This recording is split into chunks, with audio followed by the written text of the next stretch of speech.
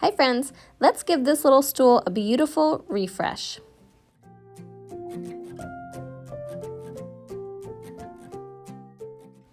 I started by giving a good scuff sand to the whole piece.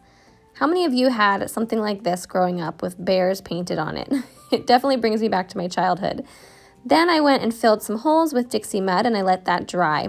Once that's all dry, then you can go back and sand it smooth so that you are ready for your primer. Next, I went to priming my piece. I used Dixie Belle's Boss for primer and I chose the gray color simply because I'm going to be using gray paint on this piece, so the gray makes a nice base for that, but the color of the primer really doesn't matter. I always prime my pieces to block any bleed through and tannins from the wood. I also wanted to prime this piece because that bear and all those hearts is hard to cover up with paint, and so I knew it would cut down on the amount of paint coats that I needed if I primed it first. You can see what it looks like with just one layer of the Boss. You can still see that teddy bear pretty well underneath, so I did add another layer of the Boss and then I let it dry overnight before I went on to paint. For the paint color, I made a custom mix of Manatee Gray and Fluff. I added just a little bit of the Fluff to the Manatee Gray just to tone it down a little bit so it would match the decoupage paper that you see I will be using later. Then I went and added 2 coats of that paint color to the whole piece and let that dry really well overnight before I went on to the decoupage paper.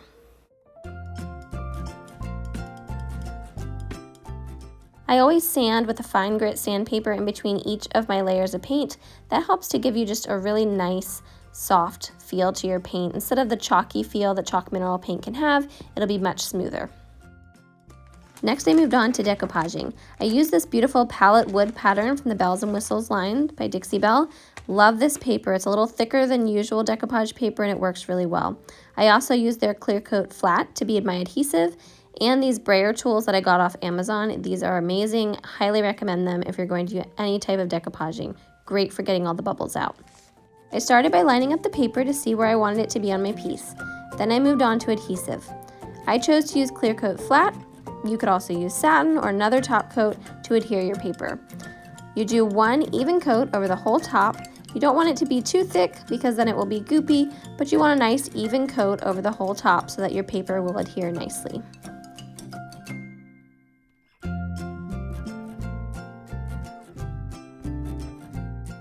Pay close attention to the edges. You want to make sure that you get those well adhered so that your paper doesn't peel up. I just went around and made sure that I got enough adhesive on those spots. Then, while the adhesive was nice and wet, I laid my paper down. This particular paper is nice because it's a little thicker than other decoupage papers, so you can pick it up and put it down a little bit if you need to readjust. Then I moved my hand from one direction of the stool to the other, making sure it was adhered nicely before I moved on to the next step. I use this Brayer tool, which is a fantastic tool. If you're going to be decoupaging, you need a brayer. It works so well to get all those little bubbles out. I got mine in a 2-pack off of Amazon and it works fantastically. It's also really great at making sure that your edges adhere nicely. You'll see at the end that this stool does not have any wrinkles on the top of it. It has a beautiful smooth finish on top and it's definitely because of the brayer. Next, I needed to remove all that excess paper on top. So I took some sandpaper and I just very lightly traced around the edge of the stool and that paper just popped right off. It gave a beautiful, clean finish. I was actually amazed at how easy this worked. Just light pressure is all you need, moving in one direction with the sandpaper, and that paper will just pop right off.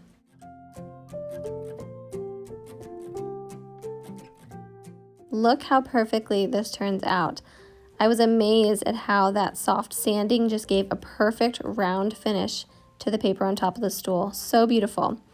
Then I did one last spraying over the top just to make sure all the edges were nicely adhered and all the bubbles were out. And then I moved on to some final touches. The pallet wood decoupage paper has a bit of a farmhouse rustic feel, so I wanted the rest of the stool to have that feel as well. So I took a chip brush and just lightly dipped it in some brown paint. It's called Coffee by Dixie Belle, but it's just a dark brown. I dipped it in and then I wiped most of it off and I dry brushed some around the edges of the stool and the corners of the stool. I'm basically just kind of dirtying it up and giving it a faux distressed look so it can match the pallet board print on the top. I also went around the edges and the top, just blending everything together really nicely and giving it that nice dry brush rustic effect. I also used an artist brush and went into all the crevices and the corners to dirty them up a bit as well. You could also use some brown wax and get a similar effect. Then I used my clear coat and flat again, and I put 2 coats all over the base of the stool as well as 2 coats on top of the decoupage paper on top. And here is the final look. So soft, so sweet, great transformation from where it started. I love this beautiful print of this decoupage paper. It added the perfect touch to this piece. It looks rustic, shabby chic, so beautiful. It'd be great as a plant stand, a diffuser stand, or just as a stool.